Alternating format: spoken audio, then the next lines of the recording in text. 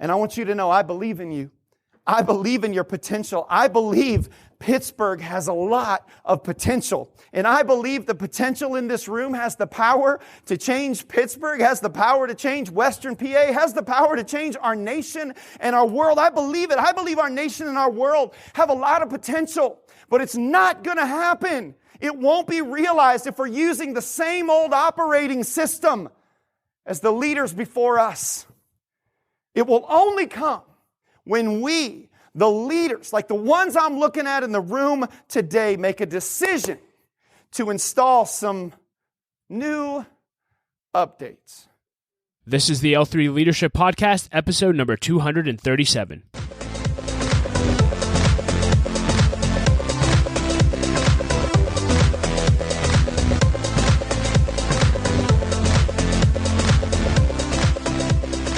Hey everyone, and welcome to another episode of the L3 Leadership Podcast, where we are obsessed with helping you grow to your maximum potential and to maximize the impact of your leadership. My name is Doug Smith, and I am your host, and today we're having a very special episode in honor of our second annual L3 One Day Conference that's coming up on Friday, March 13th, 2020. Today you'll hear a talk from our first conference given by a friend and mentor of mine, Matt Keller. He's the pastor of Next Level Church in Fort Myers, Florida, and he kicked off our conference with a talk called The Leader That Succeeds Today, and it is incredible, and I want you to listen to it, certainly to extract lessons from it, but I also want you to get a preview of the kind of talks that you'll get to hear at our L3 One Day 2020 conference, so you can plan on being there and bringing your team. We have an incredible lineup of speakers this year for you. We have Jeff Henderson, who is author of the book 4, who works at Northpoint Church with Andy Stanley, and prior to that worked at Chik-fil-a in corporate marketing. We have Laura Ellsworth, who is the partner in charge of global community services initiatives at Jones Day, and she's one of the best speakers I've ever heard. She is incredible. We have Bill Strickland, the founder and chairman of the Bidwell Training Center, and Greg Weimer, a partner of Confluence Financial, and we'll have many more speakers. It's going to be an incredible day. Leader, you need to be in the room, and let me tell you why. Because I believe that you are one idea and one connection away from changing your destiny and the destiny of your organization. Leaders, please listen to me. Get in the room and get your team in the room. You have no idea what you miss out on when you're not in a room. And I love what Gerald Brooks said. He's a leader I listen to often. He said this about being in the room. He said, leadership can certainly be taught, but it has to be caught. And when you're in a room with high-level leaders, you feel it. And sometimes it's not the lesson that you need, it's the life of a leader that you need.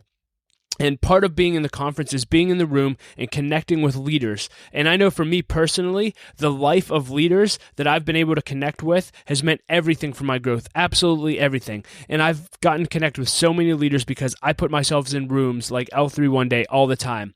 And so please join us and bring your team. We're actually offering a special discount for podcast listeners. You can go to l3oneday.com and use the promo code podcast to get $10 off your ticket. Again, that's promo code podcast to get $10 off your ticket. And before we dive into Matt's talk, just a few announcements. This episode of the podcast is sponsored by Baritone Advisors. The financial advisors at Baritone Advisors help educate and empower clients to help make informed financial decisions. Find out how Baritone Advisors can help you develop a customized financial plan for your financial future. Please visit their website at Baritone Advisors, that's BERATUNG, advisors.com. Securities and investment products and services offered through Waddell & Reed, Inc., member FINRA and SIPC. Baritone Advisors, Waddell & Reed, and L3 Leadership are separate entities. I also want to thank our sponsor, Henny Jewelers. They're a jeweler owned by my friend and mentor, John Henny. Not only do they have great jewelry, but they also invest in people. In fact, they give every engaged couple a book to help them prepare for marriage, and we just love that. So if you're in need of a good jeweler, check out hennyjewelers.com. With that being said, let's dive right into Matt's talk, The Leader That Succeeds Today, and I'll be back at the end with a few announcements. Well, good morning, L3.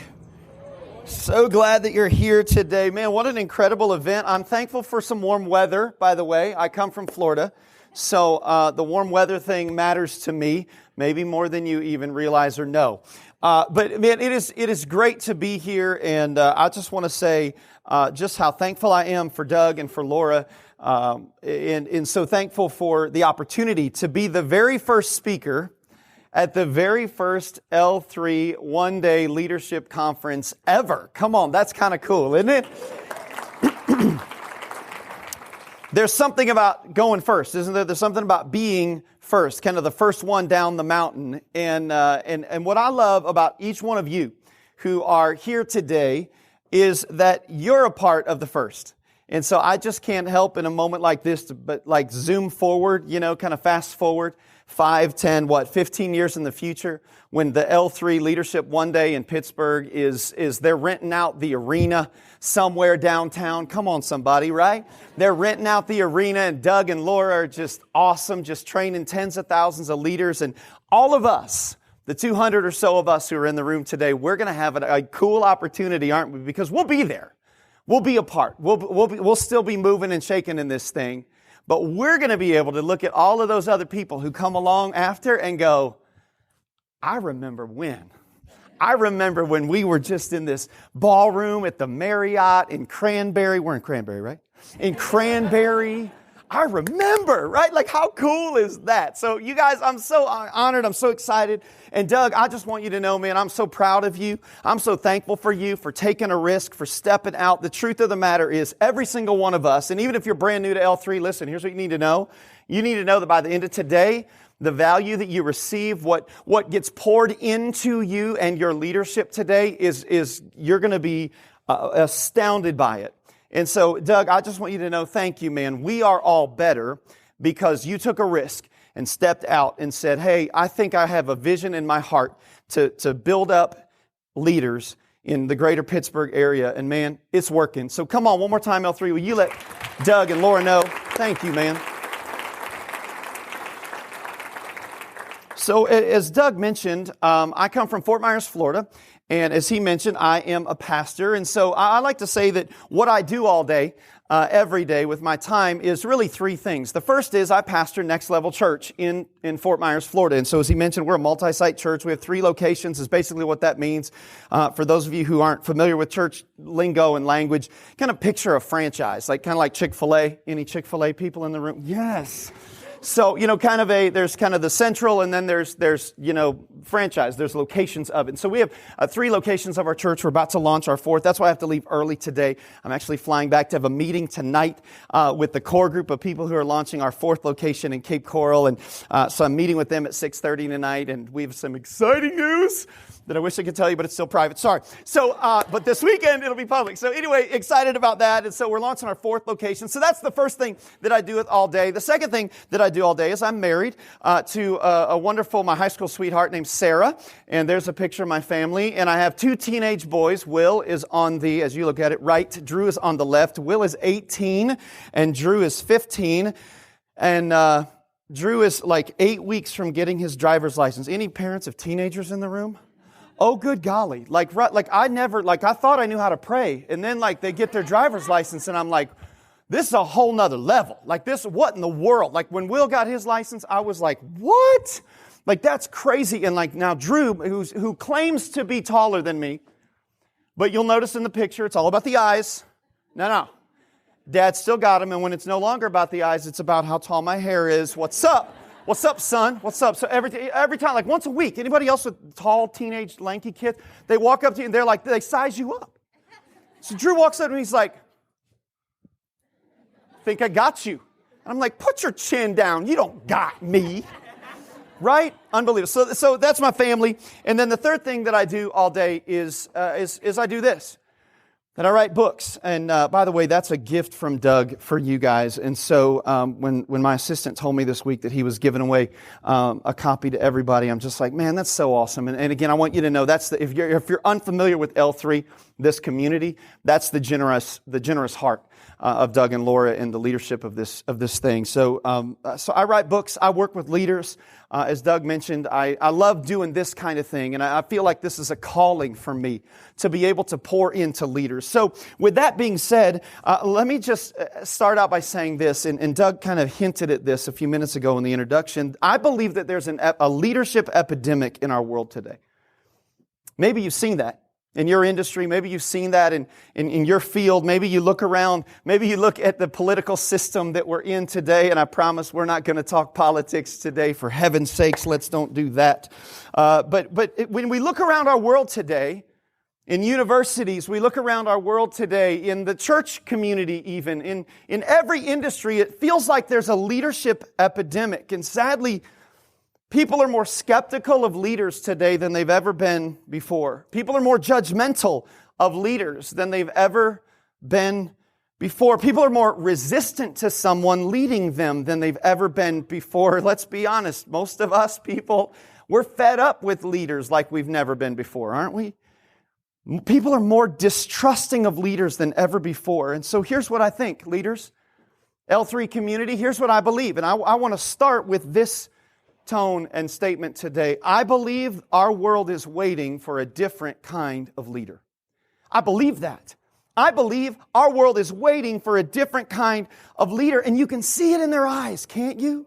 We can see it in the eyes of our workmates at work. We can see it in the eyes of classmates in our schools. We can see it in the eyes of people in our community, that everywhere we go, they're waiting, that the same old of leadership isn't going to cut it anymore. How many of us, of course, it's probably all of us, of course, we have a smartphone, right? And anybody else get a little frustrated when you see this on your smartphone? The little red number? Come on, show of hands. Anybody like that? Okay. And my teenage boys, I get it. And Will, my oldest, he's a techie. And so he's always like, Dad, all you have to do is upgrade. I'm like, but here's the thing, buddy. If I upgrade, then everything on my stupid phone is going to change. Anybody, like, it drives me crazy. I'm like, what in the world? And he's like, Dad, it's fine. You'll get used to it. You'll figure it out. And so you know what I do? I see the little red one, and I'm like, no, I'm not doing it. I'm not doing it. Matt Keller versus Apple, what's up? Bring it. I can wait you out. But when you don't upgrade, when you don't install the update, eventually your apps start to get slower and slower. And so there have been so many times where I will say to my son, my 18-year-old who's techie, I'll be like, hey man, my stupid phone won't blah, blah, blah. This one app is now like bogging down. And first thing he says, did you do the update? Yeah, you heard me.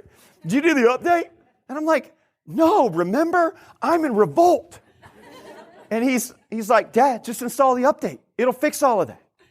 It'll fix all that. Here's what I think, leaders. Here's what I think. I think that our world is waiting for a leadership upgrade. I think that our world is waiting with a little red number 1 on a circle above it, going, will some real leaders stand up? Can I get some real leaders to actually do leadership, think about leadership differently? And can I just tell you, that's what today is all about. That's what L3 is all about. It's about a whole bunch of us leaders getting a vision of what could and should be, something greater, a different kind of leadership. So let's talk about that. Here's what I know. I know this, that the two thoughts in terms of this. I know that we are all leaders in this room. By virtue of the fact that you're here, maybe you paid to be here, maybe your boss paid for you to be here, maybe you came willingly, maybe you came because someone dragged you here. Regardless, if you're in the room today, you have influence. As John Maxwell, leadership expert and author, says, leadership is influence, nothing more, nothing less. Well, if that's true, and it is, then here's what that means. That means that every one of us, by virtue of the fact that we have influence, are leaders. And here's the second thing I know about us. Number 1, we're leaders. And number 2, every one of us want to be successful. It's true, isn't it? Every one of us want to be successful in however we define success. Maybe for some of us, success is defined by a larger bottom line. Maybe for some of us, it's having a healthy relationships and friendships, or a marriage, or raising healthy kids. Maybe some of us, it's launching a new enterprise or entrepreneurial opportunity. However you and I define success, what I know is all of us leaders have gathered in this room, and we are leaders because we have influence, and we have a desire in our heart to be successful. Which begs the question, what kind of leader succeeds in our world today? What kind of leader then, Matt, succeeds in our world today? And that's what I want to talk about. I want to give you 4 thoughts about the kind of leader that succeeds in our world today. I know there's a notebook there on your table. There's some note pages, blank pages at the back. Maybe you want to use your tablet device or your phone to take some notes, because I have a feeling that not just in this session, but in every single session today, you're going to get some nuggets that you're going to be glad you wrote down, or you texted to yourself, or you emailed to yourself later, that you and your team can review. So I want to talk for the next few minutes about 4 thoughts on the leaders that succeed today. The leaders that succeed today, here's the first one. Number 1, a leader that succeeds today is a leader who wants to make a difference, not just make a profit. The different kind of leader that we're talking about that's going to succeed in our world today, that's going to succeed in the next decade and a half in Pittsburgh, that's going to succeed in the U.S. in the next decade or so, is a leader who wants to make a difference, not just make a profit. Here's what that means for us leaders. People want now more than ever to be led somewhere that matters. And so listen, if you're a boss in this room, if you're a supervisor, salaries, benefits, bonuses, those are good and those are necessary. But if we can be honest, the whole salary, benefits, bonuses, compensation, carrot kind of thing matters to the people in our organizations, but the truth is it probably doesn't matter as much as we think. It's kind of the ante in a poker game, if you will, and I don't play poker, but I guess that's a thing. It's kind of the cost of entry, if you will. Yeah, people want to be fairly compensated. People want to have a benefits and a bonus package that it helps them and kind of, nudges them on. But the truth of the matter is all of that's good. But more and more today, and as the millennial generation and Generation Z behind them are rising up in the workplace today, here's the deal. People want to know that what they're doing matters to something bigger than just a paycheck and the bottom line. They want to know that. It's interesting to me that corporate America is starting to recognize this. It's actually interesting to me that not only are they recognizing it, but they're starting to recognize that the American population, that the people of our world are actually demanding it. Any Target fans out there? Anybody like the store Target? Anybody? Yes, come on. I can waste too. My wife does not like to shop. I love to shop. So I shop enough for both of us, trust me, and she reminds me of that. I even tried, come on, fellas, ladies. I even tried we built a house 3 years ago, and her closet is like a small bedroom. My closet is like, a small closet. And I even tried when we were building our house to convince my wife to switch. I'm like, babe, I'm a public speaker. Like, I need to wear lots of different clothes.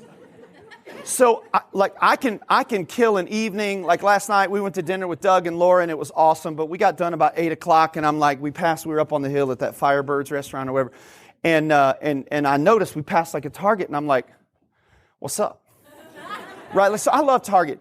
Have you noticed something though when you go into Target? It's near the registers, and it's a sign, and in some stores it's actually huge, and it says, by shopping at Target, you help us give 5% of our profit to the community. That's over $4 million every week. And then there's all these little brochures that you can take, whatever.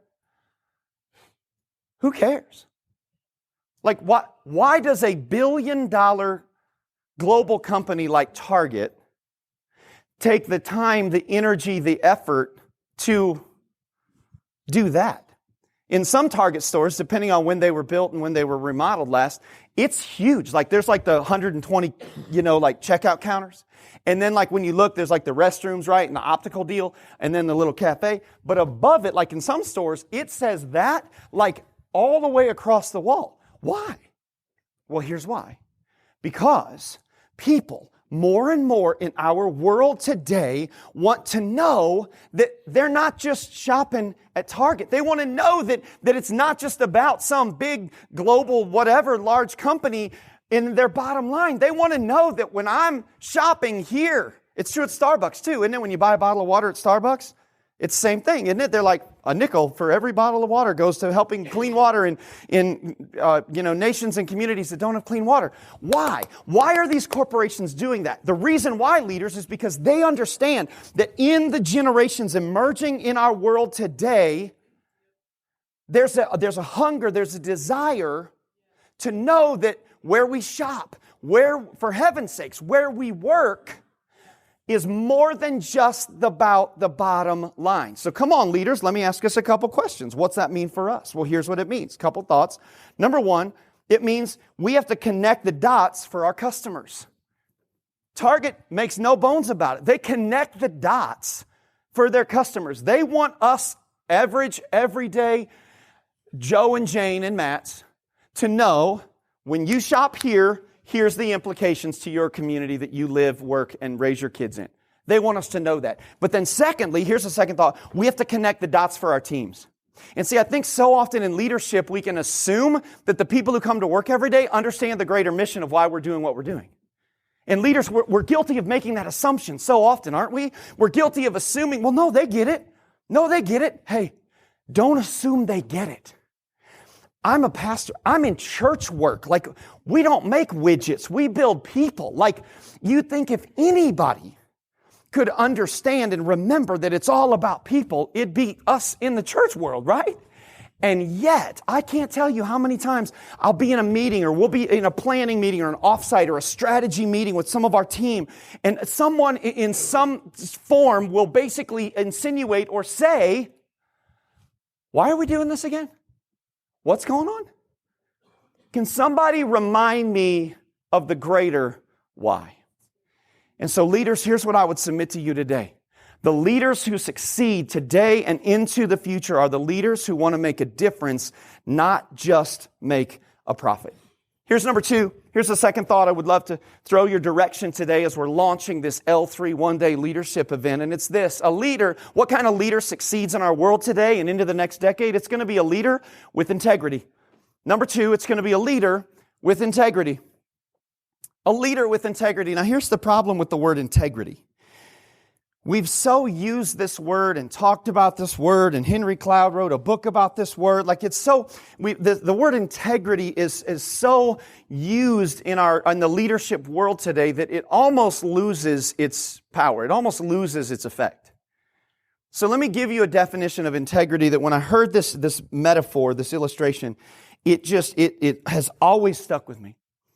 So I heard someone define integrity this way. They said, it's like when you come up to a cement pad, like any construction industry people out there, any construction people, awesome. Okay, in Fort Myers, it's all construction and tourism. Like literally, I'm traveling with Tatum, my buddy who lives in Newcastle here in Western PA, and we were driving from the airport, and he's like, yeah, this is like, there's industries there, and there's this, and this tech company, and this, and this. And I'm like, yeah, we don't have any of that in Fort Myers. It's all just construction and tourism. We just want to build it, kill it, and eat it. Like, that's all we do down there. This is fine. And that's just the old people. That's all they do. So in the construction industry, when you lay a cement pad, like right now, like the floor we're sitting on is concrete. And this is the definition of integrity that I heard a long time ago. Gosh, it's probably been 15 or 20 years ago. They basically said that when you test, and again, if you're in the construction industry, you could probably give the illustration better than me, but I have the mic, so here we go. So essentially they said that if they say concrete has integrity if they take a sample from the surface, and then they drill down to the core of the concrete, the bottom of the concrete, and they take a sample from there. Then they test it, and they basically say, if at the core, the concrete is the same as it is at the surface, then that concrete slab would be integrous. That concrete slab would have integrity. Watch the metaphor. What you see on the surface is the same at the core. That is what it means to have integrity. Now, leaders, watch this. I think the leaders that succeed today, the leaders that succeed in our world in the coming decade, more and more will be the leaders who are the same at the core as they are at the surface. I believe that that's true. I believe our world is waiting. Our world is looking for some leaders like us who will be the same on the surface as we are at the core. So I mentioned that my wife and I, we've been married. I think I mentioned we've been married a long time. We were actually high school sweethearts. So we grew up in a small town in Indiana. Her dad was a pastor, and So her mom was a pastor's wife, and so we both just kind of grew up in the church and whatever. And so while we were dating as teenagers, we started dating, unofficially dating, when we were 14 years old. She was 14, I was 16, and I had a Camaro. What's up? Come on, fellas. 1987 Camaro V8 with T-tops. Yes, you're feeling me. With T-tops that leaked. My dad worked on that car, and he could never, he caulked it, he could never get those stupid T-tops to stop leaking. So I'd be on a date with my girl, and it's raining, and it's just coming in. Anyway, that has nothing to do with anything. Except one of the things my mother-in-law, she's my mother-in-law now, Allison, one of the things she used to always tell us as kids that would put the fear of God in us was she'd always say to us, be careful, your sin will find you out. Be careful, your sin will find you out. Well, as a 16-year-old young man who's not dating, the 14-year-old daughter, having someone, your girlfriend's mother or your mother tell you repeatedly, be careful, your sin will find you out. Be careful, your sin will find you out. How many know you don't need a Bible between you in the car at that point? You just need a picture of your mother-in-law's face. It's unbelievable. Leaders, here's the point. We're talking about the kind of leader that succeeds today, the different kind of leader that succeeds in the next decade of leadership in Pittsburgh, in our nation. Leaders, here's what I would say to us. We have to assume that everything we say and do is being recorded. In our day and age, we have to assume, isn't it crazy how you watch TV, you watch the news, you watch the latest stories, and it's no longer the big professional cameras, is it? The news, what's current, what's truthful, what's happening is actually being recorded on somebody's phone. And so leaders, here's the point. I live my life. We tell our leaders in our organization, and I would challenge you to live your life in such a way that if somebody were recording that conversation, if somebody were running a camera, would you be okay with that conversation being posted somewhere? Because guess what? They probably are. There's probably a camera on. There's probably a recording device somewhere. And here's my point. The point is, I believe it's never been more important for us. I believe the leaders who succeed in our world today and into the future are the leaders who have oneness to the core, are the leaders who are the same on the surface as they are down below. And leaders, it's never been more important for us that who we are in private matches who we are in public. So here's a question. Maybe you want to write this question down with this idea, with this point. It's this. If people knew this, blank, about me, would it compromise my ability to lead them? If people knew this about me, would it compromise my ability to lead them? And then I would very simply say, and I recognize all the air's gone out of the room, and it's like, oh, bro, you just got a little heavy on us first thing in the morning. I know, I apologize, but I'm about done. Watch this. If there's something that right now in our heart or in our mind we're thinking to ourselves, yeah, if people knew that about me, it could potentially compromise my ability to lead them. Hey, leader, we probably should deal with that then. Because in our world today, integrity matters. It matters. In our world today, people are wanting and looking and longing to follow leaders who are the same at the surface as they are at the core. All right, I'm done. Number three, we're talking about 4 thoughts on what it means for us to be a leader who succeeds today. Here's the third. Number 3, a leader who succeeds today is a leader who can problem solve on the fly. Now, I want to slow down and really kind of drill down into this on some practicals for a few minutes this morning because I think this can help you. A leader who can problem solve on the fly.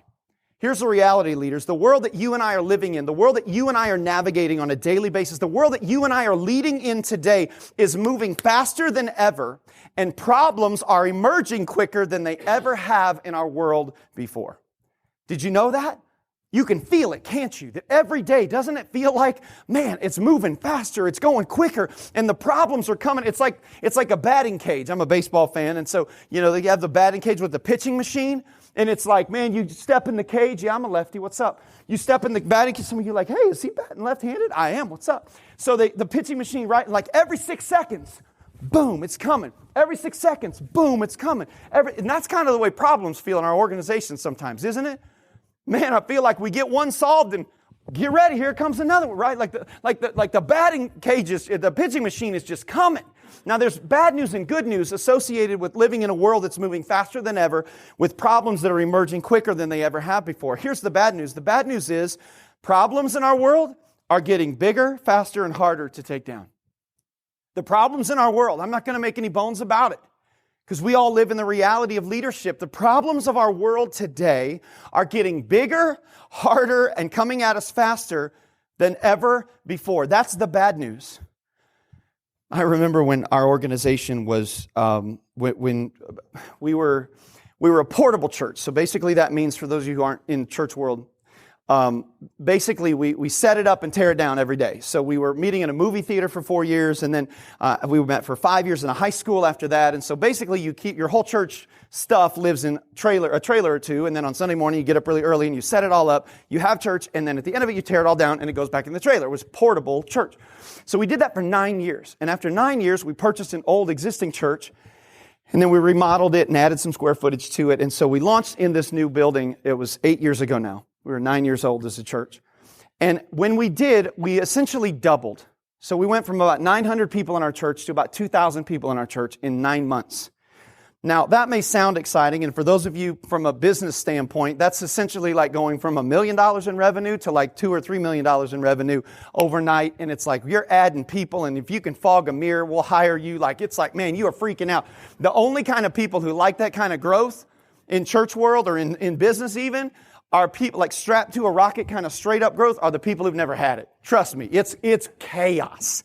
And it was in those seasons that it was like we were adding staff and all this. And I felt like every day I would come into my office and like my team would come around and like every day they're like, hey, we got to figure this out. And this is a big problem. Hey, we got to figure this out. And I remember saying to Sarah one night, I looked at her and I said, because I just would go home and I'm just like exhausted.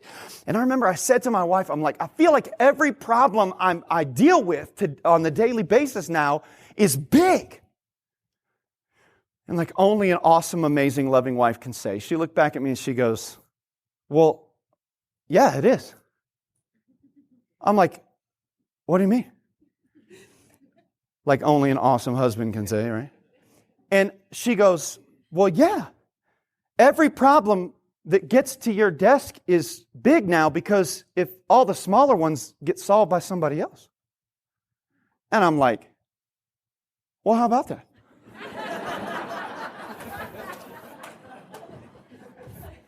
Thank you very much. So the bad news is, yeah, if you're in a fast-growing organization, if your company is having success, if your company is truly taking ground in your industry, guess what? The problems you face are big. And they're coming at you fast, like the pitching machine, and they're not going to slow down anytime soon. But here's the good news, if that's the bad news. The good news is leaders who dare to tackle them have a greater reward than ever before. And so leaders, here's what I would contend. I would contend that the big problems in your industry, the big issues in your workplace, the big stuff in your company, your organization, on your team, it is exactly the big problems of your world that have the greatest ROI, that give you the greatest upside potential in your company. So don't be the leaders who shrink back from those. Let's be the leaders who engage those big problems, who go get those problems. Let's be the ones who solve those. And that is how we change the world. And that is how we succeed the greatest. See, the leaders who succeed in our world concerning this idea of problem solving on the fly are those who aren't thrown by problems. So question, leaders, what's your approach to problems? Do you, like I often do, and I'm trying to get better at it, and when a problem comes my way, I'm like, oh my gosh. I don't know if you can tell or not, but I'm an extroverted feeler.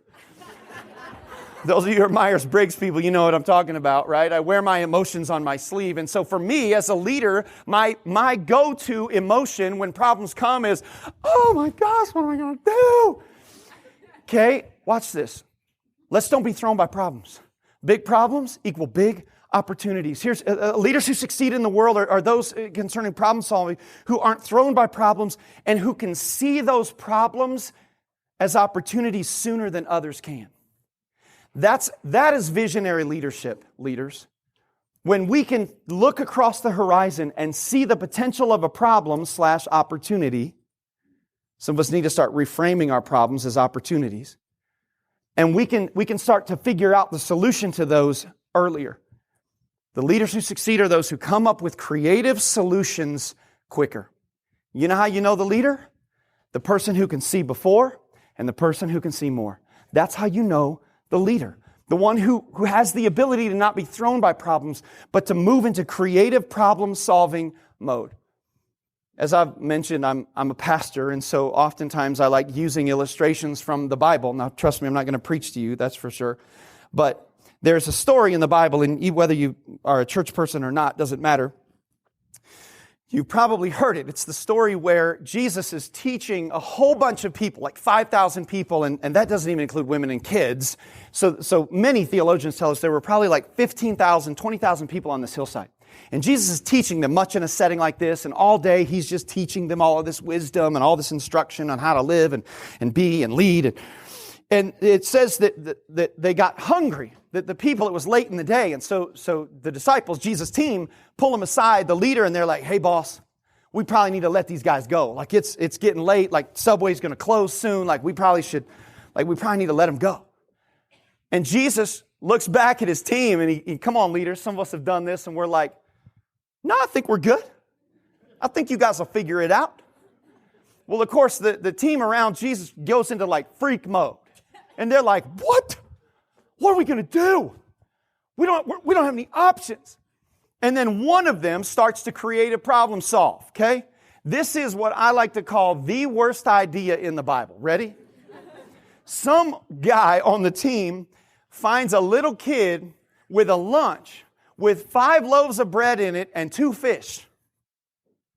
There's 20,000 people. And this team member has the audacity / courage to come to his boss, Jesus, and go, hey, boss, I found a kid, and, well, here, you tell him, son, right? And the little kid's like, hey, man, good teaching. This has been a fun day. I got part of my lunch I didn't eat. It's just some loaves of bread and some fish. If you want it, okay, guess what? That is the worst idea in the Bible. Unless your leader is known for miracles. Then a really, really, really bad idea just became a really good idea. This is where we get it wrong, leaders. Watch this. Watch this. We get it wrong because when it comes to problem solving, we think we have to come up with the perfect solution. Wrong. Wrong. And some of us have created a culture on our teams and our workplaces where there's so much pressure to come up with a really perfect, awesome, great solution that we're shutting down creativity on our team. Guess what, leaders? When there's a big problem, you don't need a perfect solution. You need a whole bunch of really bad ones. Because a great solution hides behind 9 good solutions that hide behind 90 bad ones. So some of us need to start teaching our team, come on, I need as many bad ideas as we can get right now. Let's go. Put them on the board. As many bad ideas. Come on, we got this problem. How are we going to solve it? Because if everybody just sits around and goes, man, I don't want to say anything because I'm going to look stupid. I don't want to say anything because that's a dumb idea. And I don't want to say anything because there's flaws in this idea.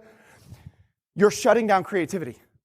The leaders who will succeed in our world today and in the next decade are the leaders who know how to lead teams to creatively problem solve on the fly. And the way we do that, leaders, is by saying to them, I need as many bad ideas as possible.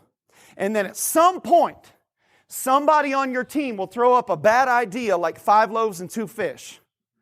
And in that moment, you'll go, wait a minute.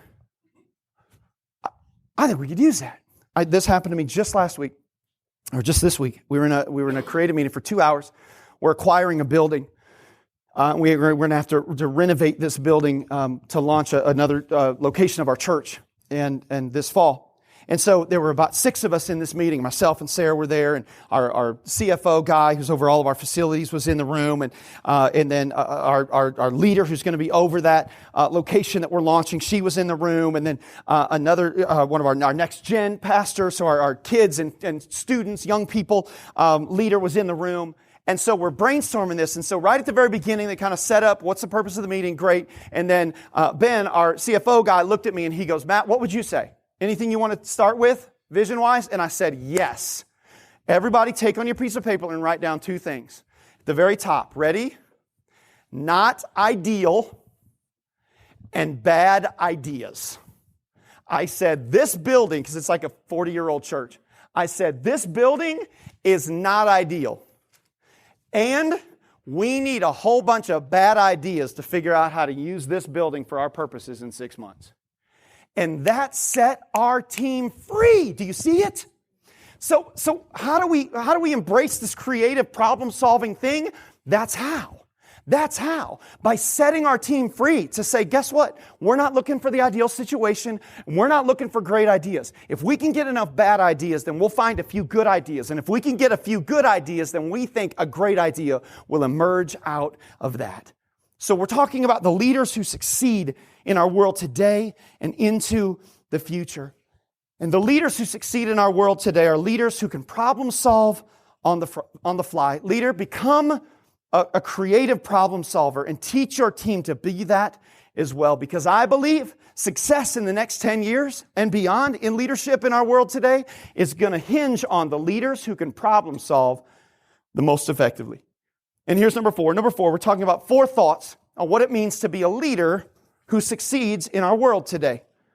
And it's this. Number 4, I think we need to be a leader who's more in love with the mission than the method. We need to be a leader. What kind of leaders succeed in our world today? The kind of leaders who succeed are the leaders who are more in love with the mission than the method. The truth of the matter is, methodology in our world today, methods are changing faster than we've ever seen before in the history of the world. And as leaders who want to succeed in the future, we can't fear change or resist it. In fact, we have to constantly be learning to leverage it for our mission's advantage. So let me challenge us here in the last couple of minutes of our time this morning in this opening session with this thought. Let's be leaders who are more in love with our mission than our methods. Anybody remember in 2008 that there was a significant technological advancement that changed the world? And at an event with several thousand media people and employees and dignitaries, a skinny guy in a t-shirt and blue jeans stepped on a stage and presented to the world this. Remember the iPhone 1? Like, the cool thing about an iPhone 1 is it wasn't called iPhone 1. It was just iPhone. Right? And remember, do you remember watching the keynote? Anybody watch that keynote? Oh my goodness, I was captivated. I was like, what? And remember, he was like, it's a phone. Wow. It's a camera. What? Remember, it was like, what is happening? My mind is literally blowing right now. Like, Steve, slow down, bro. Eat some food because you're skinny. Like, what? Who had an iPhone 1? Who had an original iPhone? Yes. Wow. I didn't. I had an iPhone 2.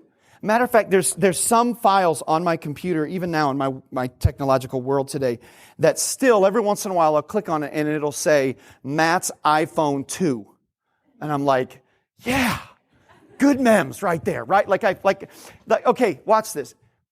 This device changed the world, changed the game on how we communicate. It was literally a computer in the palm of our hand. Apple, Steve Jobs, changed the world. But watch this, leaders. What if, after creating the iPhone 1, Steve and the team at Apple said, you know what? We did it. That's it. That's awesome. That's the best we can do. Out. And they stopped. What if Steve and the team at Apple, after they had created the iPhone 1, said, we're good. It's good enough. It does what we want it to do. Guess what? They would have quickly been overtaken, and another company would have passed them by, but they didn't. Steve and the team didn't stop. They kept going until now all of us have iPhone 7s and 8s and 10s or X's or R's or S's or some, I don't know, with the face and the thing and the ID and the tap and the what? Right? Why? Because they didn't stop. They looked at their methodology and they said, the mission is greater than just this version of the method. And leaders, here's what I want to leave us with today. I want to leave us with this thought as we launch into this first ever L3 leadership event with this. What about us? What in our current methodology of what we do, the industry we're in, the team we lead, what about our current methodology is actually outdated? What in terms of our current methods is it just good enough? It's just been good enough for just long enough. Like it's adequate. But where have we gotten in love or used to or made a habit of that methodology, and the mission is starting to pass us by? See, I believe the leaders who will succeed in our world today, in our world tomorrow, will be the leaders who, like Steve and now Tim and the designers and developers at Apple, look on and they go, this is good, but we think there's more. The mission demands that we go further. Hey, listen, Pittsburgh needs you. Pittsburgh needs you. Our world, as we said a few minutes ago at the beginning of this talk, our world is looking for a new kind of leader. And I believe you, leaders, can be that kind of leader. And I want you to know, I believe in you. I believe in your potential. I believe Pittsburgh has a lot of potential. And I believe the potential in this room has the power to change Pittsburgh, has the power to change Western PA, has the power to change our nation and our world. I believe it. I believe our nation and our world have a lot of potential, but it's not going to happen. It won't be realized if we're using the same old operating system as the leaders before us. It will only come when we, the leaders, like the ones I'm looking at in the room today, make a decision to install some new updates to our leadership operating system. And yeah, we're going to have to work out the kinks, and yeah, we're going to have to figure out how this exactly plays out in our industry, on our team, in our workplace. Sure. But leaders, I just want you to know, go ahead. Install the leadership updates. You know why? Because it is worth it. Success is possible for each one of us in our leadership today. It just is going to require an upgrade. Thanks, you guys. Hey everyone, thank you so much for listening to Matt's talk from L3 One Day 2019. I hope that you enjoyed it as much as I did. And just a reminder that L3 One Day 2020 is right around the corner, Friday, March 13th, 2020, right here in Pittsburgh, Pennsylvania. And you need to register and be in the room and bring your team with you. So remember to go to l3oneday.com and use the promo code PODCAST for $10 off of your ticket. As always, if you want to stay up to date with everything we're doing here at L3 Leadership, the best way to do that is to sign up for our email list on our website at l3leadership.org, and you will get a free copy of my ebook, Making the Most of Mentoring, which is my step-by-step process for getting meetings with leaders. So I hope that that'll add value to your life. And as always, if this podcast helped you today, please share it on social media, share it with a friend that needs it, help us to grow our audience and add value to leaders. We really appreciate that. Thank you for being a listener. As always, I like to end with a quote, and today I'll quote Brene Brown, and I saw this quote and just absolutely loved it. She said, "To be alive is to be vulnerable.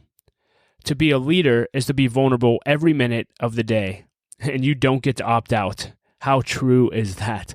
Hey, thank you so much for listening and being a part of L3 Leadership. Laura and I appreciate you so much, and we will talk to you next episode.